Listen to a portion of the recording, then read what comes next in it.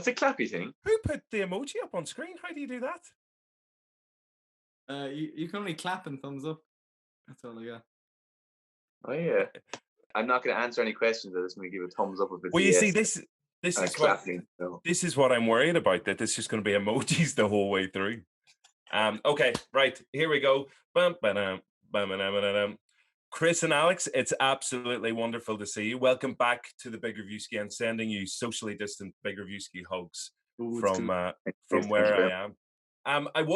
I did have a list of questions to ask you, but I've got so many questions about what's going on. Just kind of, well, especially in your wee window there, Alex. Like the moustache, first of all, is looking wonderful. Thank you, sir. Is it your own? Yeah, my brother dyed my hair at the start of lockdown, so I'm in the kind of Justin Timberlake phase right now. You really are. You're circa what's that? 2004, sort of something like that. So yeah, I apologize for that, but hey, I won't be working for a while soon. That's the spirit. No need to apologize at all. Chris, you're also looking wonderful. Nobody dyed your hair, did they? We did. I was fully blonde. Yeah, it was. I was fully. I went. Actually, do you want to see a photo of it? It went that'd be lemon wonderful. yellow. It went the most disgusting piss yellow color. Then I had to. I actually went to a proper. I think I lied to you, Alex. I went to a proper hairdresser to fix it just before it all went to lockdown central, and they fixed it. So I was fully blonde, and then I came home and shaved it off. So I've gone through quite a few looks. Yeah, you can still see a bit of the frosted tips there on top, a little bit. Well, while Chris is searching for his piss/yellow lemon hairdo pick, Alex, what's going on in the background here? What have we got? There's some interesting artwork here behind you. There is. Oh yeah, you love that. This is a good artist. His name's Slew. He's a young fella. The young fella, he's probably older than me. In the States, nice guy. He's got that good, cool face. That's a good plug for Slew there. Anyway, yeah. Look him up. He's a good guy. And Chris gave me this for my birthday, a bike clock. Amazing. For the young offenders.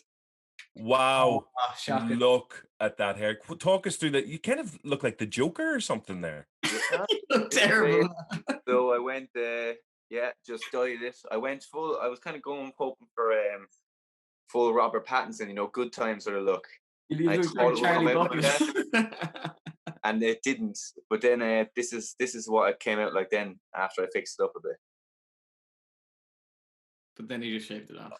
Well, that's not too bad. If you ever get cast like in The Cursed Child or something, you definitely play a Malfoy. That's my friend actually, Anthony Boyle. Excellent. Yeah. We're actually seeing him not too. Where are you now? Are you up in Donegal or are you? I'm pretty much. And would you look at that look? This is great. Thanks for going through all the many hair looks of Chris Walley. I'm up in Derry / Donegal at the moment, so I've one foot in each part of the border, so I'm just straddling the border currently. But listen, we're here to talk about young offenders. Your hair is lovely, the presents, the bikes are lovely as well. But first of all, congratulations on series / season 3, whatever we're calling it. The big question and the big answer that everybody wants: will Roy Keane be back in the 3rd season? He keeps trying to get back into it, man. Yeah. He'd be knocking on our trailer in the morning. Just another shot, boy, please. But, no, we'd love to have him back, but look, we won't pretend. No, he's not back, but whenever. Okay, well, there goes. That was a great day on set. He was an absolute legend, gentleman. Yeah. Well, I suppose you still get mileage out of the fact you told Roy Keane to off one day. Yeah. Not many people can get away with that. We also said some worse things to him in the improvs that didn't make it in, but I'd like to see that footage as well. Yeah. Are there any special guest appearances or cameos that you might be particularly excited about, that the audience can get excited about coming up later on in the series as well? Yeah, we've got a few more little guest appearances, but let's consider it a game. You have to spot them and figure it out for yourself. The old game. Watch the show. Watch the show. Oh, that old chestnut. Yeah, I look forward to seeing Michael D being told to piss off in episode 5. Then. Yes, you could never say the other word to him. Oh, we should have got him in it. Why didn't we think of that? Now there were obviously lots of highlights in series 1, series 2. Have you any particular kind of moments or episodes without giving anything away, that you're kind of waiting for? I just can't wait for the audience to see that particular moment or that particular episode. Yeah, there's one episode, I think it's episode 5 or 4, where yeah, it's kind of Jock has to learn a new skill, and Connor kind of acts as his mentor, and something happens, but it was a lot of fun. Montage sequences that I think would be good. But in the first episode, you see a bit more Billy. Billy's back, I think, in the first episode. Shane Casey, who's just the biggest legend I know. He's the man. And the babies in that episode as well, and just kind of seeing how the lads kind of control a baby, and also how Billy reacts to a baby, and it's just putting a baby in the mix of anything kind of is a recipe for something. Well, it's a recipe for something. But Baby's Day Out is one of the greatest movies of all time. So it's about time an Irish TV show. About that movie. Oh, that was a big movie for years, wasn't it? Yeah, it's a big movie. That was close. I thought that was the. Did I make that up? Huh? Is Joe Pesci in that? No. No, it's not Joe Pesci, but it's the guy who voices Fat Tony in The Simpsons. It's that. Is it? Generic, like Italian American, yeah, gangster. But I thought that Baby's Day Out was obviously the key kind of inspiration for that particular episode. You mentioned Shane Casey there, who's off to a flyer in the 3rd series as well. Incredibly funny scene-stealing moments. And I was wondering, when you're on set in your film, who knows how to crack each of you up in a particular way, and you're like, no, please don't do this, because obviously at this stage, you all know each other so well. So someone must be able to give you a look and you're like, would you ever piss off, please? Because I'm gone now. I feel like I know how to get Chris a little bit. Yeah, he does. Yeah, he probably knows. Chris says a line, and then all I have to do is kind of just maybe repeat it kind of quietly beside him, just kind of go, yeah, and he just, it's it's the small things, but no, we're usually pretty good. We get the day done, and Shane's very funny too. Like, you just yeah, there's just sometimes little line. There was one thing that kept cracking us up in one of the episodes this season. PJ pulls us aside as Principal Walsh and goes like, in the line is, do you know that little spark? Do you know that? Do you know that little spark? He's like, do you know that little spark that goes off in your head, like that saying? But when you're on set, the sparks are the guys who do the lighting and all that sort of stuff. Then Alex mentions, he's like, I can't help but think when he goes like, do you know that little spark? That he's talking about one of the sparks on set, and as soon as that was put into our head, do you know that little spark? And we just looked over, and there's the spark. we just couldn't stop laughing, like the whole, and I think it got quite sick. It was that day, it was down to the wire, like, and people were getting a bit high stakes, being like, please stop now. Filming, so you get this.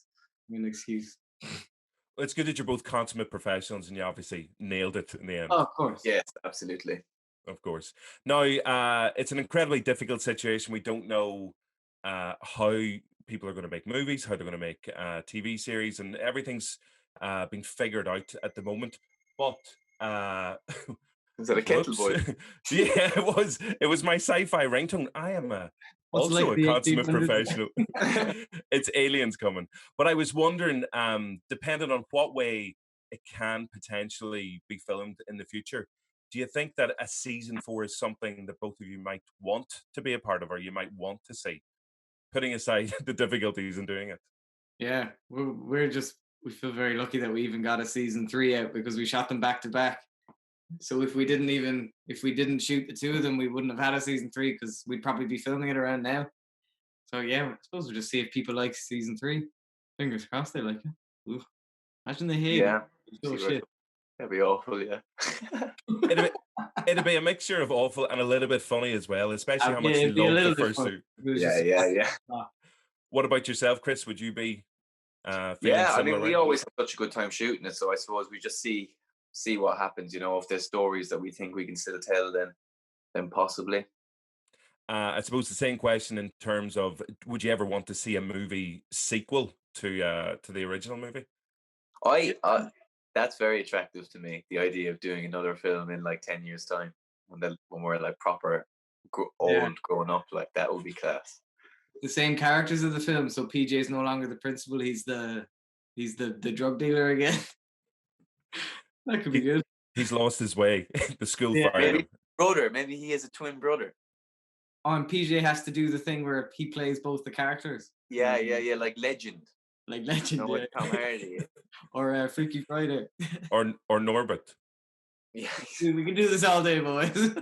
And I was wondering, obviously one of the TV global phenomenons of 2020 is, of course, Normal People. I'm not sure if you know many of the Irish cast members as well, or if you've worked alongside. We know every single one of them pretty much. Very close friends. Yeah. So have you? Well, what I was going to say was, obviously everyone fell in love with Connell and fell in love with Marianne, and then everybody fell in love with the chain around Paul Mescal's neck. But you guys, like, how do you feel about this? The young offenders cheated, man. I'm glad you said it. Conor and Jock have been rocking a chain far longer than Connell. What is he? What even is his name? No, that's just about him. He's a bit more sex appeal than us. I'll give him that. I didn't know that moustache is looking pretty good. Oh, this attracts a certain type of attention. I'll tell you that. Yeah, but no, that show was incredible. You know, I absolutely binged through it. But we'd be good friends with Paul and my good pal Aina Hardwick as well. Literally just lives down the road from me, and Frank Blake. And I mean, there's so many people that we know in that show. So it was just so great to see them all, and especially in a show that was that successful. It was just amazing, yeah. Yeah, and I was in a play in the Gaiety just before lockdown with Paul and Don Wycherley, and it was the Lieutenant of Inishmore, and it was kind of great because the show was just about to come out for Paul, and we all knew it was going to be big, and we were like, well, how are you kind of prepared for it and stuff? And he was like, yeah, it's going to be strange, but we didn't know it was going to be as huge as it's blown up to be. So no, Paul's got a good head on him, so he'll be all right. So you both been texting him flat out anyway. Yeah. And last but not least, what are you most excited about that you're not allowed to tell us about at the moment? Are you signed up to anything top secret? Yeah, I mean, I have no idea there was a few things that were supposed to be coming up before this, but I haven't heard about any of them since, so they could just all be gone. I have no idea when the stuff will go back to normal.